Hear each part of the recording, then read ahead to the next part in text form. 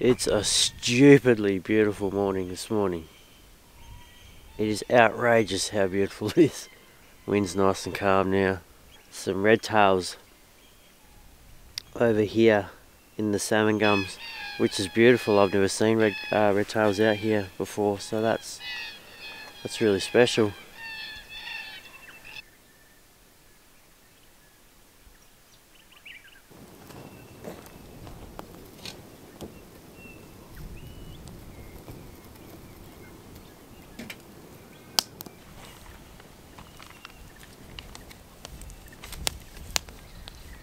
There is a museum in Westonia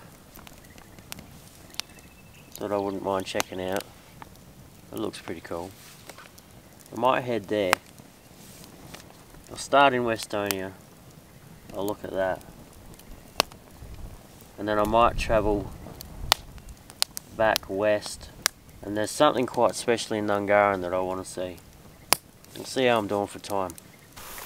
While that billy boils, it's a perfect opportunity to check out the edge of this rock that I'm camped under. Just a big overhang.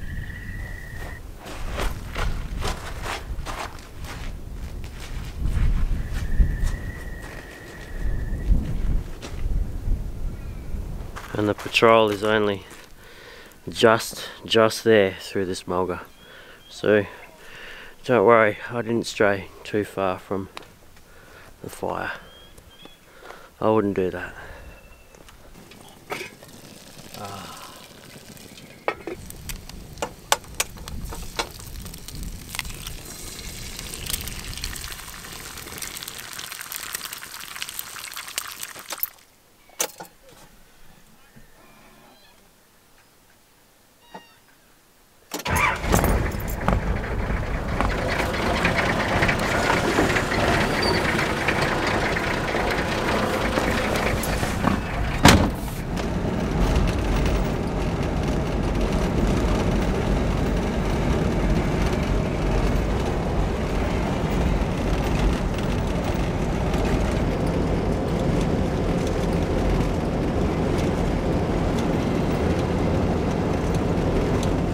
Beautiful colours of dirt that you saw me drive past. It's a gold mine, Edna May gold mine, which is just here on the outskirts of Westonia.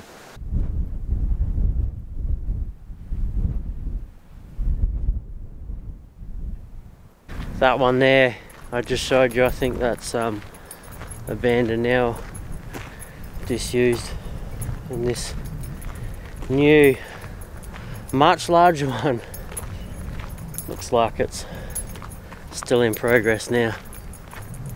And holy crap, look at that. Look at those colours, man.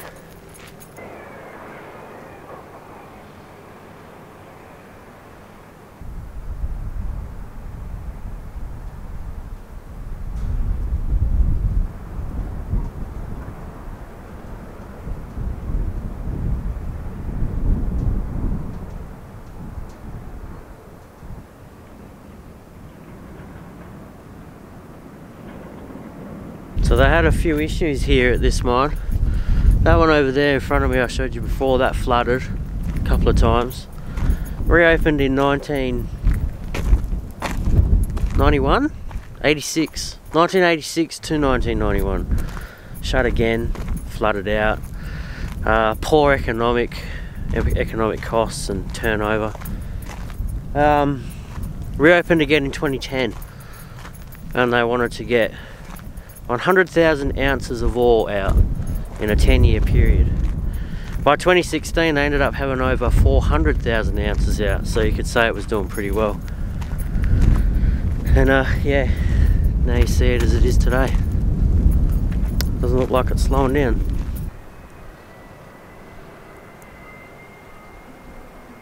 Here I am in the town centre of Westonia.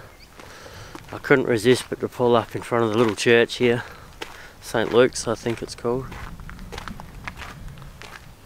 A lot of these churches in these towns they still use regularly as halls and community centres and whatnot. It's still being a church, of course. I've noticed around, especially in the wheat belt areas, they're always there. There's always a church, always a cool old pretty church from original foundation. Here we go, in 1916, Reverend Joseph Budge built St Luke's as a wood and iron church hall, library and meeting place. Architecture on these old buildings is just second to none. Charming little building, this one.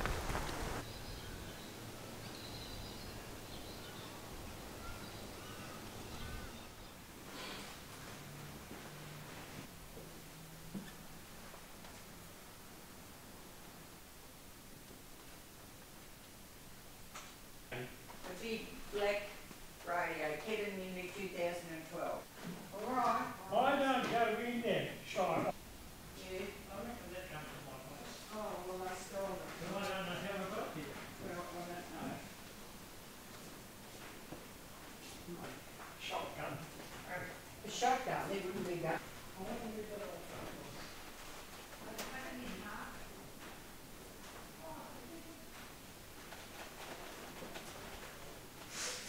Jesus creepy, it was just as she did all the insulation. Right, yes, so where did this radio come from? Do you want to have a look at it?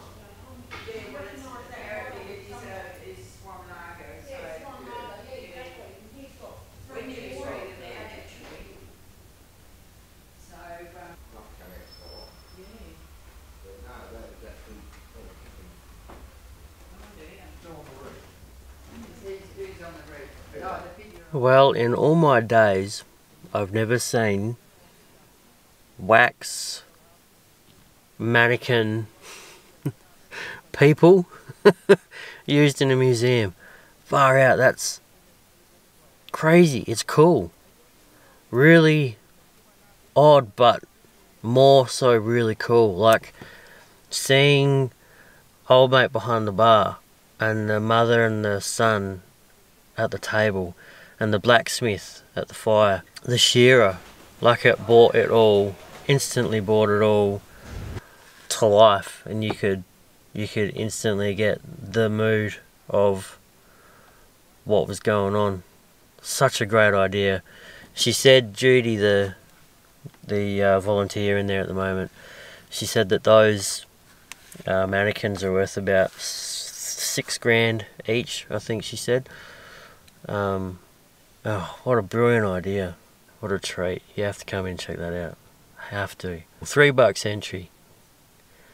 Yeah, really, really cool.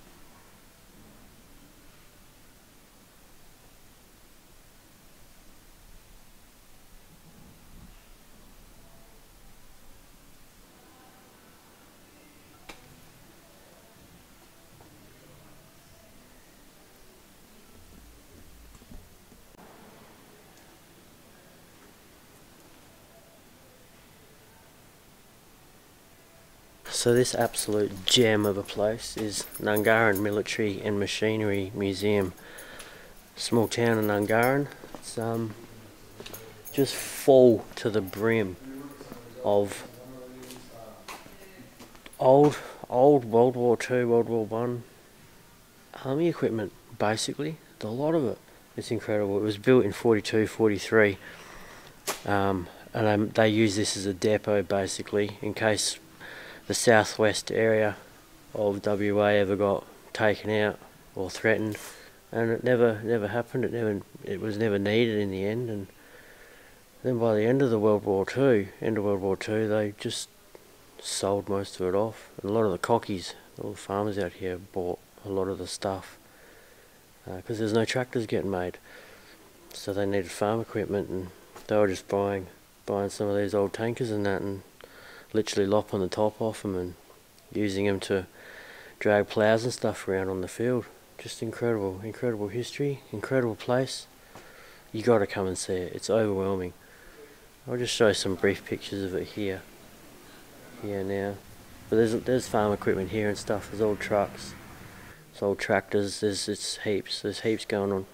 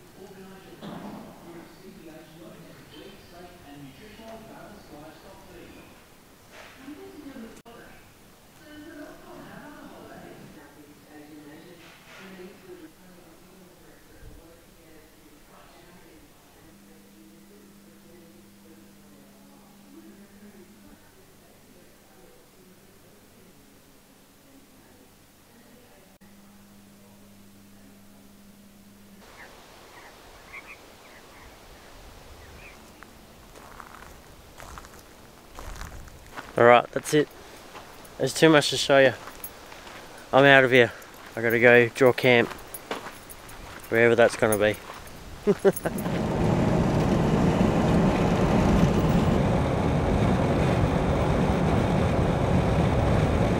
Well, I've pushed a fair way down. I've gone a fair way south. I've pushed all the way down to Wagen. Yeah, I've gone a fair way, a couple of hours at least, probably nearly 3 actually. But that's alright because now I'm further south and closer to, I can just head west and a little bit closer to home. So that's not bad at all. I'm pretty happy. And there is somewhere out here that I want to check out, a nice lake, not far out of town, that I'll camp tonight in. So yeah, that'll work out really nice. And Wagen has a lot of stunning history here as well, which is what's mostly brought me this way. There's a historical village just here that I'm about to go and check out. Freshened up a little, I'm going to go check it out. Looking forward to this. Well, I just paid me fee, $10, a little bit cheaper for seniors. Not quite old enough just yet for that. I've got my little brochure. Places to myself. Here's the church. This is where it all begins apparently. There's 20 odd buildings, 25 odd buildings in here, and they've been either rebuilt, reconstructed off photos, or they are the original buildings that were transported here. And apparently there's a few ghosts about as well.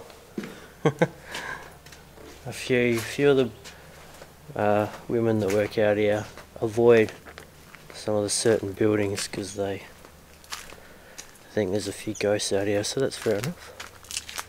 That doesn't particularly worry me.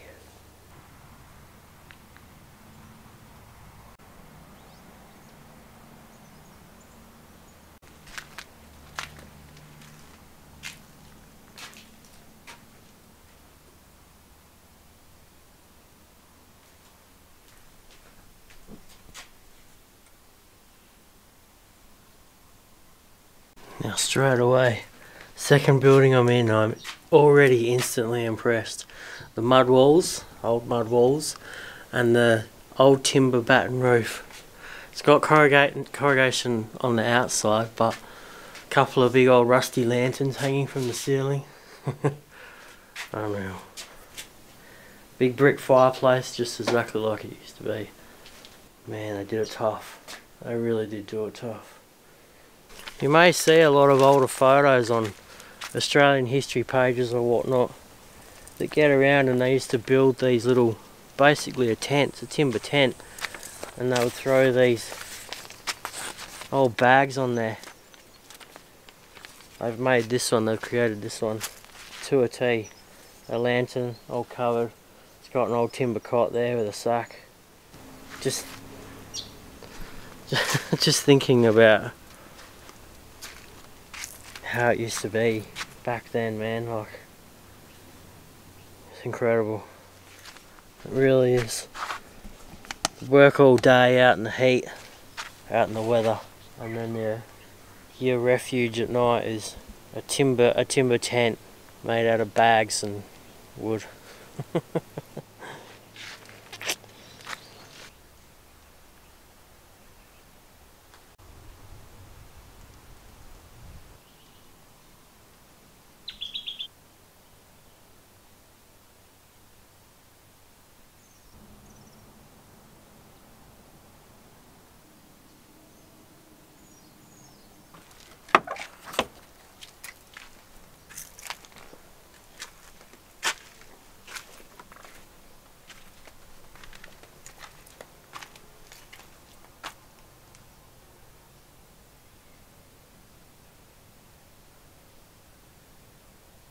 This is quite cool.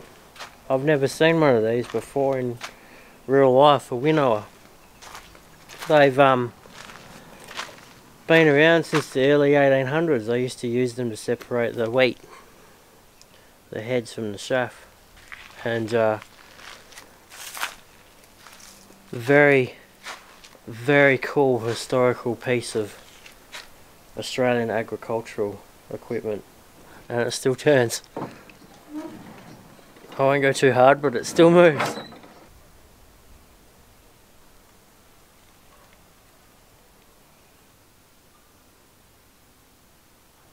Well, this is the orderly. Moved here from the hospital in town in 2001. And let me refer to my notes. Has been restored and houses artefacts from the hospital. Built as the hospital's quarantine room in 1911, it was used as an X-ray room and a storeroom in the 30s and 40s, and an orderly's room in the 50s, and in the 1990s as a garden shed. And apparently there's a few spooky friends in here, so a few of the shielders that work out here won't come in. I get that, it is a bit creepy. It has a certain scent to it. Yeah, it's a bit odd.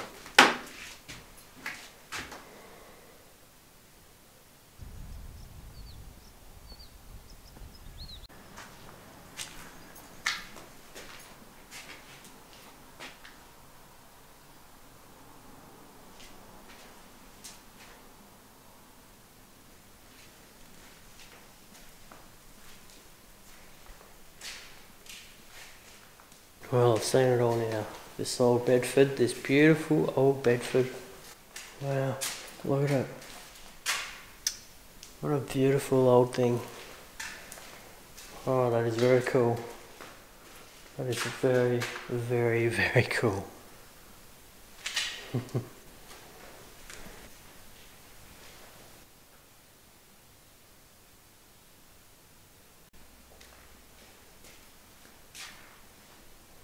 Small living quarters for the guys that would be posted. Little kitchen, a sink, old stove, little fridge, a clock that definitely Nope, that definitely doesn't work. I've done a lovely job with this. Very cool. Some old equipment. Some jacket, pair of pants. That is tremendous. How cool is that?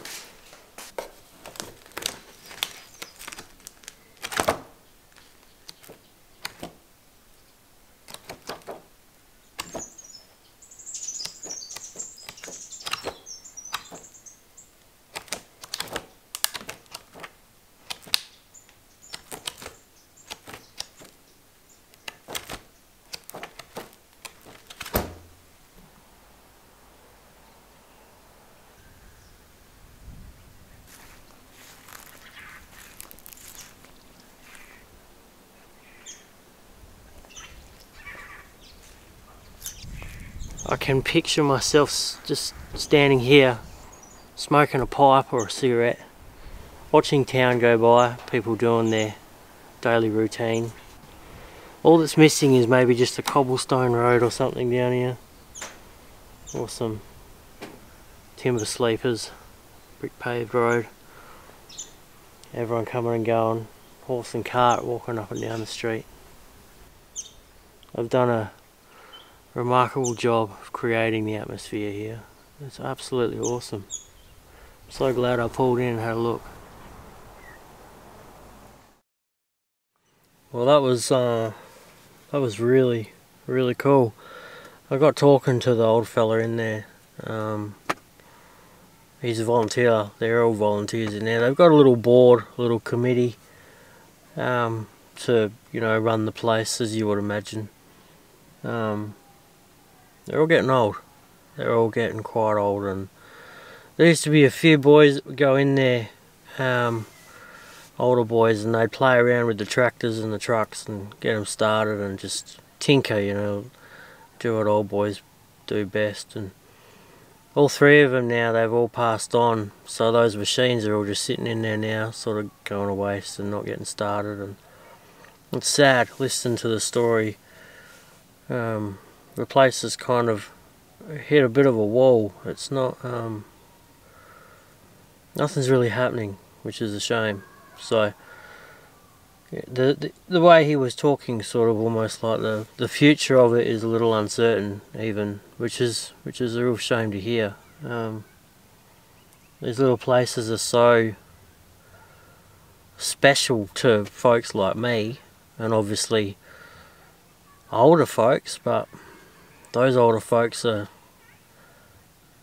phasing out, and that disconnect now between the next generation, let's say even my age, and that generation ahead, they're all now starting to drop off, and this new generation coming through doesn't really care, doesn't really have that same connection to all our old history, all this old stuff. And it's becoming very evident, because every town I go through, even at Nungaran, similar story. They're all struggling for volunteers. They're struggling for things to happen. They're struggling for